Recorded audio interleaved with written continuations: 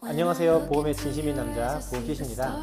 오늘은 최근 많은 분들이 관심을 가지고 있는 도수 치료비 변화에 대해 말씀드리려고 합니다. 아마 도수 치료 한 번쯤 들여보셨거나 직접 받아보신 분들도 많으실 텐데요. 도수 치료는 쉽게 말해 손을 이용해 근육이나 관절의 통증을 완화하고 신체 기능 회복을 돕는 비수술적 치료 방법입니다. 특히 허리 통증이나 목 디스크, 어깨 통증 같은 근골격계 질환 치료 과정에서 많이 활용되고 있고 수술이나 약물 치료 이후 회복을 돕는 보조 치료로도 많이 사용되고 있습니다. 그런데 여기서 문제가 하나 있었습니다. 도수 치료는 그동안 비급여 항목이었기 때문에 병원이 치료비를 자유롭게 책정할 수 있었고 실제 병원마다 가격 차이도 상당히 컸습니다. 평균적으로 한 번 치료받는데 적지 않는 비용이 발생했죠. 하지만 대부분의 국민들이 실손보험에 가입하고 있었기 때문에 환자 입장에서는 치료비 부담이 크지 않았습니다. 그러다 보니 병원에서는 도수 치료를 적극 권하게 되고 환자 역시 부담 없이 치료를 받는 상황이 반복됐습니다. 문제는 이런 구조가 계속되면서 실손보험을 판매하는 보험회사들의 손익의 일부 악영향을 끼쳤다는 점입니다. 결국 실손보험 손해율이 높아졌고 이는 가입자의 보험료 인상으로 이어졌습니다. 쉽게 말하면 일부 비급여 치료비 증가가 결국 전체 가입자들의 보험료 부담 증가로 연결된 것입니다. 이 문제를 해결하기 위해 정부는 제도 개선에 나섰습니다. 그 결과 2026년 5월 출시된 5세대 실손보험에서는 도수 치료를 비급여 항목에서 제외하여 보장하지 않도록 변경했습니다. 그런데 이후 다시 변화가 생겼습니다. 2026년 7월 보건복지부는 도수 치료를 관리급여 항목으로 전환하기로 발표했습니다. 쉽게 말하면 도수 치료를 건강보험 체계 안으로 일부 편입시킨 것입니다. 여기서 꼭 알아야 할 변화가 크게 두 가지 있습니다. 첫 번째는 치료비 자체가 크게 낮아졌다는 점입니다.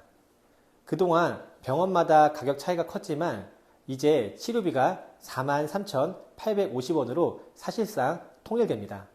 기존 평균 치료비가 약 11만원 정도였다고 보면 절반 이상 줄어든 셈입니다. 도수 치료가 꼭 필요한 분들에게는 분명 긍정적인 변화라고 볼 수 있습니다. 다만 조건이 있습니다. 적용 횟수가 주 2회, 연간 총 15회까지만 인정됩니다. 예외적으로 수술 이후 회복 과정이나 관절 구축, 강직 같은 명확한 의학적 소견이 있는 경우 의사의 판단에 따라 최대 연간 24회까지 가능하다고 합니다. 그리고 중요한 제한이 하나 더 있습니다. 의사의 치료 목적 판단 없이 단순 피로회복, 체형 교정, 마사지 목적 등 개인적인 필요에 의한 도수 치료는 건강보험도 적용되지 않고 실손보험도 적용되지 않습니다. 두 번째 변화는 본인 부담금입니다. 관리급여로 바뀌면서 도수 치료비 중 환자가 부담해야 하는 비율이 95%로 정해졌습니다. 예를 들어 치료비가 43,850원이라면 실제 환자가 부담하는 금액은 41,658원입니다. 그러면 궁금해집니다. 실손보험에서 얼마나 돌려받을 수 있을까? 5세대 실손보험의 급여 외래 보장 기준은 건강보험 본인 부담률 또는 20% 또는 2만원 중 가장 높은 기준을 적용합니다. 그런데 도수치료의 건강보험 본인 부담률이 무려 95%입니다. 즉 가장 높은 비율인 95%가 적용됩니다. 결과적으로 내가 병원에 낸 금액 대부분을 내가 부담해야 한다는 뜻입니다. 실제로 계산하면 39,575원이 본인 부담금으로 인정되고 실손보험에서는 약 2,000원 정도만 보장받게 됩니다.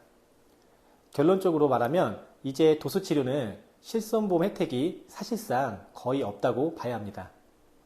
다만 이전보다 치료비 자체가 많이 낮아졌다는 점은 그나마 다행인 부분입니다. 그런데 여기서 중요한 질문이 하나 있습니다. 나는 5세대 실손보험이 아닌데 상관없는 거 아닌가요? 반드시 그렇지는 않습니다. 지금까지 말씀드린 내용은 우선 2026년 5월 이후 가입한 5세대 실손보험 가입자에게 직접 적용됩니다. 하지만 기존 가입자도 완전히 예외는 아닙니다. 2세대 일부 가입자와 3세대, 4세대 실손보험 가입자는 계약 조건에 따라 5년 또는 15년이 지나면 그 당시 판매되는 실손보험으로 재가입하게 됩니다. 즉, 재가입하는 순간 결국 지금 말씀드린 5세대 실손보험 구조를 적용받게 되는 것입니다.